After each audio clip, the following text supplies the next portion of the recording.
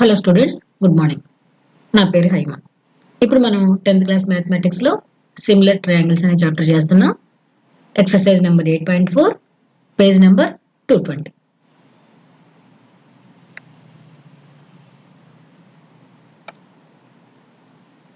Question number 5. ABD is a triangle right angled at A and AC is perpendicular to BD. Show that. First point. AB square is equal to BC into BD. Second point. AC square is equal to BC into DC. And third point. AD square is equal to BD into CD. ఈ క్వశ్చన్లో ఏమి ఇచ్చారు, ఏమి కనుక్కోవాలి, ఎలా కనుక్కోవాలి, ఈ 3 points జాగ్రత్తగా అబ్జర్వ్ చేయండి. ఫస్ట్ గివెన్ దట్ ఏమి ఇచ్చారు, ఏబిడి అనేటువంటిది ఒక ట్రయాంగిల్. ఇందులో ఏ దగ్గర రైట్ యాంగిల్ ఉంది and AC is perpendicular to BD. కాబట్టి అదే గివెన్లో రాద్దాం. In triangle ABD angle A is equal to 90 degrees and AC is perpendicular to BD. ఇప్పుడు ఈ ఇన్ఫర్మేషన్కి తగినటువంటి diagram గీసుకోవాలి.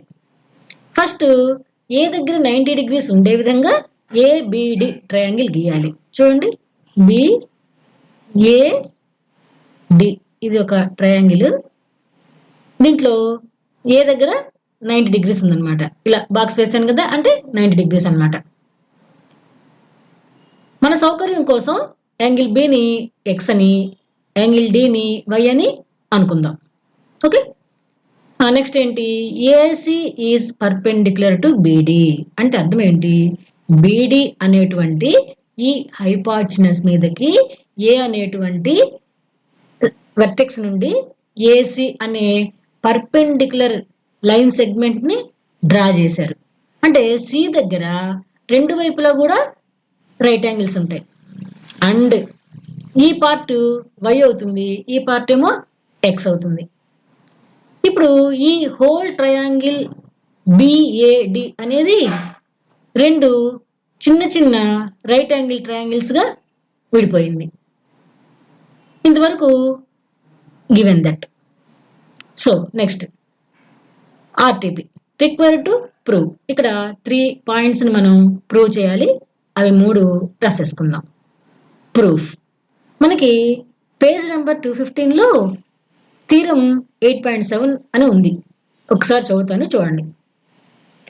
If a perpendicular is drawn from the vertex of the right angle of a right triangle to the hypotenuse, then the triangles on both sides of the perpendicular are similar to the whole triangle and to each other. అంటే ఒక right angle ట్రయాంగిల్లో ఈ right angle నుంచి దాని ఎదురుగ్గా ఉండేటువంటి హైపార్టెనస్ కి గనక ఒక perpendicular line segment గీస్తే అప్పుడు ఏర్పడేటువంటి రెండు ట్రయాంగిల్స్ ఒకదానికి ఒకటి సిమిలర్ గా ఉండడమే కాకుండా ఈ హోల్ ట్రయాంగిల్ కి కూడా సిమిలర్ గా ఉంటాయి అని అర్థం. దీని ప్రకారం మనకి ఇక్కడ ఈ డయాగ్రామ్ లో 3 రైట్ యాంగిల్ ట్రయాంగిల్స్ కనిపిస్తున్నాయి. ఒకటేమో హోల్ ట్రయాంగిల్, ఇంకోటేమో Δ1, మరొకటేమో Δ2. So Δ1 is similar to Δ2 is similar to whole triangle delta. Okay, ఇప్పుడు వీటికి నేమ్స్ చాలా జాగ్రత్తగా రాద్దాం.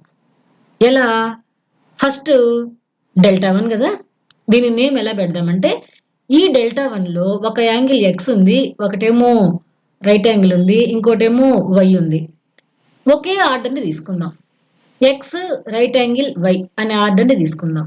అంటే బిసిఏ ట్రయాంగిల్ బిసిఏ. నెక్స్ట్ Δ2. ఈ Δ2లో కూడా ఎక్స్ రైట్ యాంగిల్ వై అంటే ఎక్స్ రైట్ యాంగిల్ వై అంటే ఏంటి, ట్రయాంగిల్ ఏసిడి అలా తీసుకోవాలి. చూడండి, triangle ACD is similar to next whole triangle delta. Whole ట్రయాంగిల్లో కూడా ఎక్స్ రైట్ యాంగిల్ వై అదే లైన్లో తీసుకుందాం. ఎక్స్ రైట్ యాంగిల్ వై అంటే ట్రయాంగిల్ బిఏడి. చూడండి ట్రయాంగిల్ బిఏడి ఒకే వరుసలో తీసుకుంటే తర్వాత సమ్ చేయడం చాలా ఈజీగా ఉంటుంది.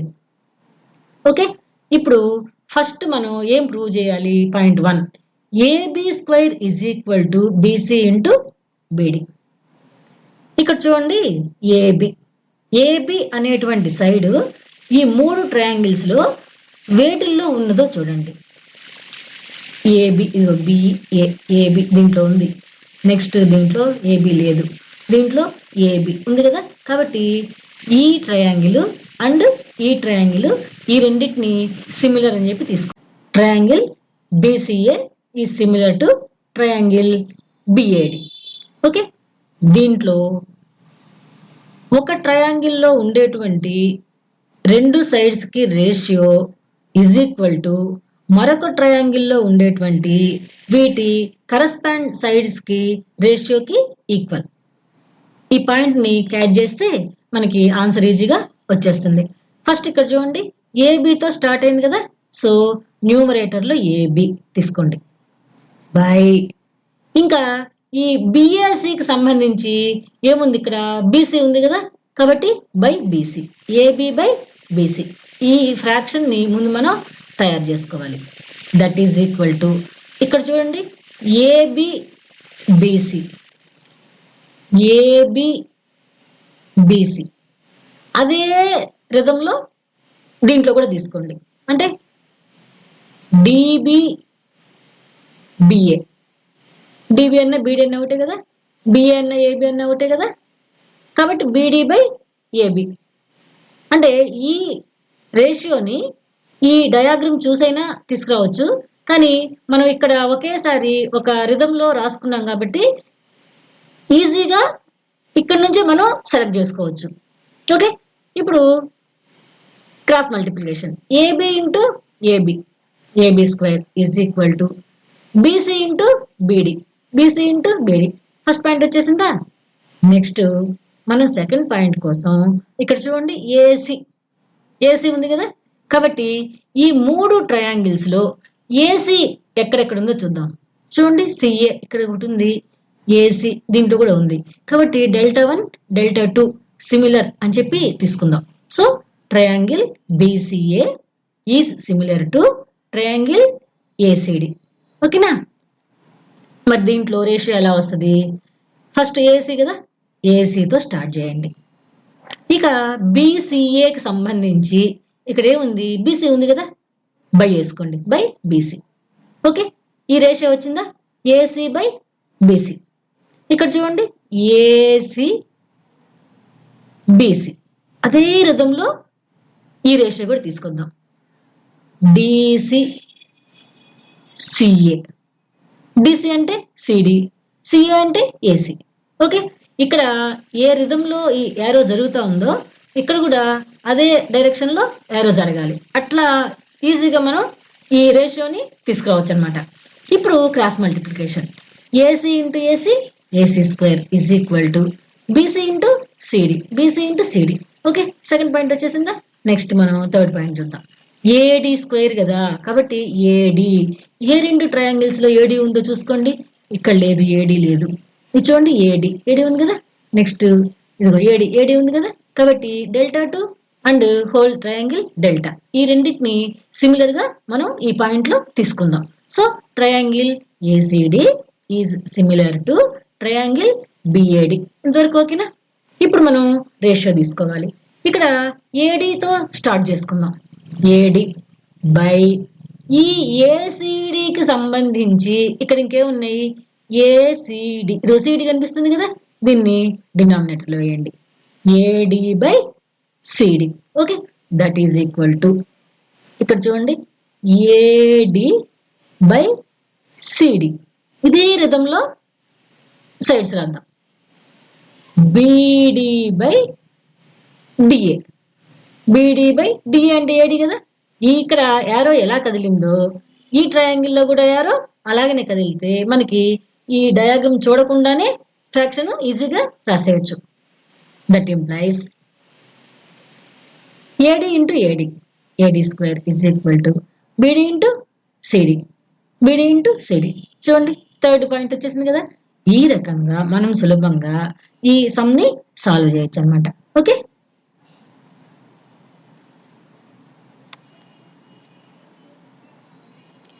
నెక్స్ట్ పేజ్ నెంబర్ 221లో 8th question.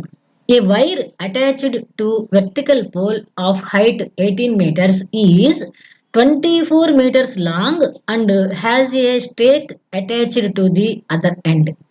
How far from the base of the pole should the stake be driven so that the wire will be taut? ఇక్కడ చూడండి, ఇది బేస్ అనుకుందాం. ఇది ఒక పోల్, ఇదేమో వైర్. ఈ పోల్ ని నిలబెట్టడానికి ఈ వైర్ ని ఉపయోగించి ఇక్కడ ఒక మేకుకి కట్టేశారు. మనకేమి ఇచ్చారు? In triangle ABC angle B is 90 degrees. ఈ పోల్ అనేది నిట్ట నిలువుగా నిల్చున్నది కాబట్టి ఇక్కడ యాంగిల్ 90 degrees అనమాట. Height of the pole BC. ఈ బీసీ పోల్ హైట్ ఎంత?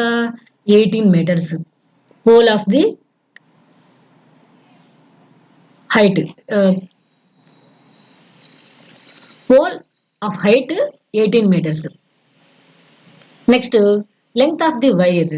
చూడండి, వైర్ అటాచ్డ్ ఎంత? 24 meters. సో ఈ వైర్ లెంగ్త్ 24 meters. మరి మనకి ఏం కావాలి? ఏబి కావాలి, ఇది కనుక్కోవాలి. సో దీన్ని ఎక్స్ మీటర్స్ అనుకుందాం. Let AB is equal to X metres.